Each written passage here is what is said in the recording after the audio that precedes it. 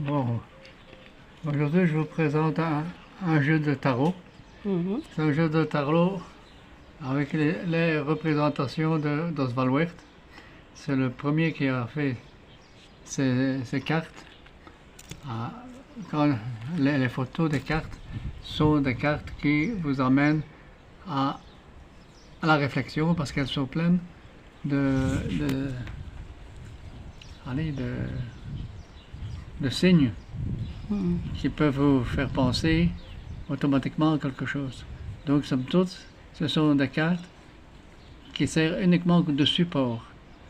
Donc, pour vous servir de ces cartes, bon, moi, je les ai reçues, et je les ai appris parce que, bon, je suis né un peu dans une famille où on l'a pratiqué.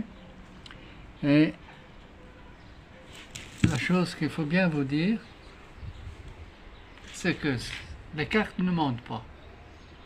Moi, depuis que je connais les cartes, elles ne mentent pas.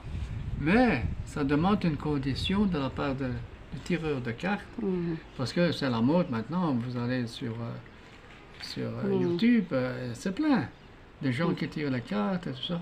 Bon, je me suis parfois mis à écouter certaines. Bon, elles parlent bien, elles disent des choses plausibles, mais ça s'adresse à une généralité. C'est pas quelque chose de précis. Donc, quand vous allez chez le tireur de cartes ou la tireuse, là, c'est vous personnellement. Alors, comme vous êtes présent, ben, vous n'avez pas besoin de témoin. Le témoin, il est là face à vous. Bon. Alors, le témoin va vous poser une question. À savoir, bon, je ne vais pas inventer, mais il vous posera des questions ou une. Pour vous dire le but de sa présence chez vous. Alors, vous tirez vos cartes, vous les battez, et vous les faites couper de la main gauche. Chaque fois. Et après avoir étalé les cartes, parce qu'il y a plusieurs façons de les étaler, vous pouvez lire les cartes, et les cartes vous diront d'une manière simple la réalité sur la question, si elle sera négative, si elle sera positive, si c'est pour bientôt ou si c'est dans le temps, ou si c'est rien du tout. Parce que bon, c'est pas parce qu'on fait les cartes qu'on va avoir tout positif. Les cartes, je vous ai dit, les cartes ne mentent pas. Ça ne ment pas les cartes. Mais pour qu'elles ne mentent pas, il faut que vous soyez dans un état de neutralité parfaite par rapport à la personne en face de vous. Vous devez être en communion, votre esprit, avec les énergies qui sortent des cartes et qui vous environnent. Parce que c'est l'intuition, c'est le ressenti du tireur de cartes. Si vous n'avez pas de ressenti, vous allez simplement faire une lecture de cartes. Mais ça, il n'est pas question de tirer les cartes pour les lire. N'importe qui peut le faire. Donc, vous voyez, mais avant tout, c'est un état dans lequel vous devez vous tenir. Si vous vous tenez d'une façon neutre, sans avoir d'arrière-pensée, ni de pensée pour la personne pour qui vous travaillez, tout se passera bien. Les énergies que les cartes vont vous transmettre vont vous apparaître d'une manière simple, pas compliquée. Donc ça permet, je vais dire, à beaucoup de personnes, je ne vais pas dire à toutes, parce que bon, il faut quand même une certaine intelligence, une certaine réflexion qu'il faut apporter quand on fait un tarot. Mais c'est plein de symboles. Toutes les cartes représentent, sur chaque carte, il y a des symboles. Par exemple ici, la tour de garde. Bon, cette tour, elle est en ruine, elle tombe. Ça ne veut pas dire que c'est une carte négative. Ça peut signifier que c'est un renouveau. Ça dépend pour démolir, de la place. pour reconstruire. Donc, chaque carte a les deux possibilités. Bon, ce jeu de cartes, si je l'ai présenté, c'est parce que c'est un jeu de cartes de quelqu'un qui s'y intéresse et voudrait pouvoir en apprendre plus sur le jeu de cartes idéal. Parce que sur chaque carte, vous avez une interprétation qui se fait Et quand vous avez deux cartes, une à côté de l'autre, elles peuvent signifier une chose aussi. Donc vous avez donc vous êtes Différents signes. aidé. Voilà, différents. Vous êtes aidé. Et pour faire le tarot avec une personne, il faut qu'elle soit devant toi ou bien elle te donne le nom et le prénom. Bon, ça je vous ai aidé. Ça, c'est quand vous la recevez. Donc le témoin, c'est la personne qui est devant vous, Voilà, hein, qui a coupé votre jeu. voilà. Bon, maintenant, si Il n'est pas là. elle n'est pas là, elle est peut-être représentée par quelqu'un qui vient à sa place. Bon, c'est pas toujours ce qu'il y a de mieux. Moi, je peux pratiquer autrement, c'est-à-dire que je n'attire pas tout le monde chez moi. Hein. Donc, si la dame ou la personne en question ne sait pas venir, elle me fait parvenir un témoin. Donc, le témoin est tout simple, c'est quelque chose qui lui appartient.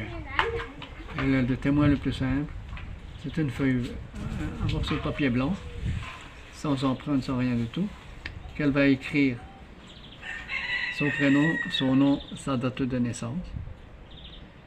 Et elle pourra y mettre avec son doigt un peu avec l'index de la salive. Donc à ce moment-là, j'ai le témoin. Elle peut le mettre dans une enveloppe et l'envoyer par courrier. Je recevrai son témoin. Je sais qui c'est cette femme.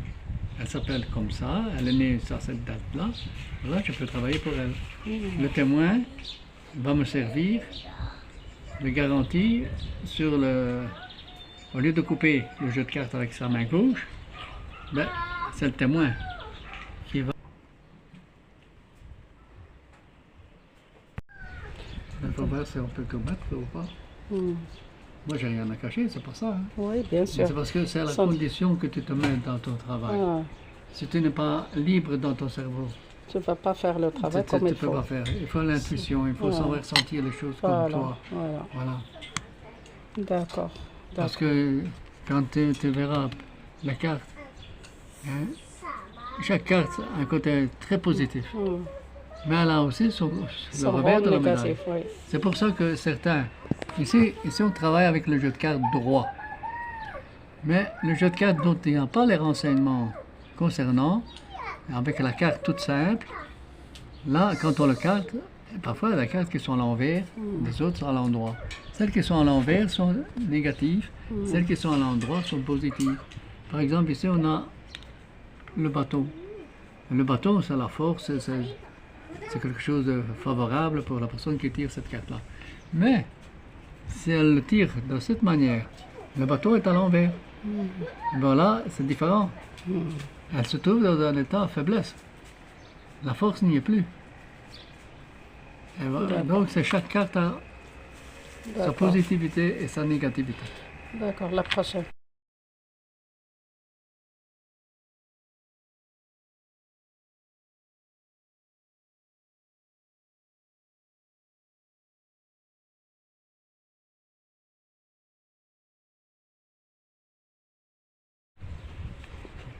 Du jeu de cartes que j'utilise.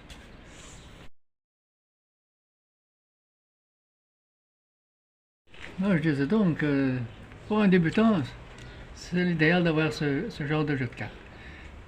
Ça lui fera gagner du temps et il peut toujours acheter des livres après. Et s'il commence par les livres vont toujours lui laisser des questions en suspens.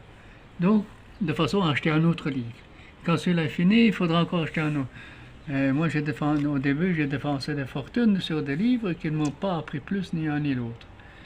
Chacun a sa façon d'interpréter les cartes aussi. C'est pour ça que je me suis branché sur Oswald Wirth.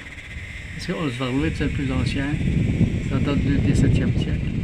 Et voilà, Oswald a été repris. Tous les tarots de Marseille que vous voyez reprennent les images d'Oswald Wirth. Et il restera le maître incontesté du tarot de Marseille. Voilà, alors je vais vous laisser maintenant pour aujourd'hui, en souhaitant que vous trouverez plaisir à m'entendre et à voir ce que j'ai voulu vous montrer. Et la prochaine. Et je vous souhaite beaucoup de courage dans votre entreprise et à une prochaine séance. Merci à tous de m'avoir écouté.